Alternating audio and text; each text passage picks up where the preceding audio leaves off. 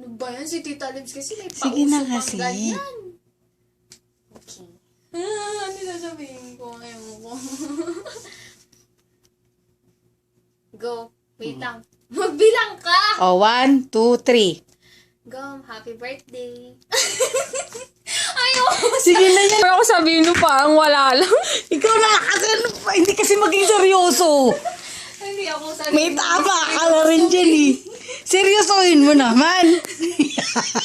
Ano ba yan? Nakailang take kami ni Ate Nick dati. May tama ka rin dyan eh. Seryosohin mo. O yan, seryoso na.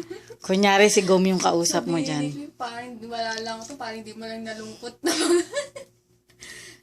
O, seryoso na. Gom, happy birthday. Sorry kung malaman ako dyan sa birthday mo ngayon. Gom, happy birthday. Sorry kung wala man ako ngayon sa birthday mo. Alam kong mahirap to para sa'yo at saka para sa ating dalawa, pero kaya natin to. Ang wish ko lang, sana maging masaya ka lagi kahit ganito yung sitwasyon natin. Wala namang magbabago. Sabi. Nandito pa rin ako para sa'yo. At saka, nandiyan naman sila para pasayahin ka. Siyempre, mamimiss ko lahat sa'yo.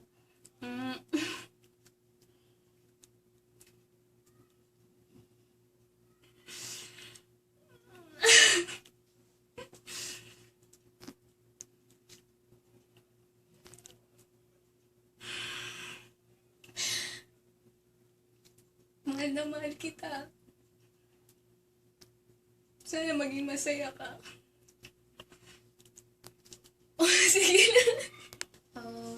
Pagsubok lang to para sa atin.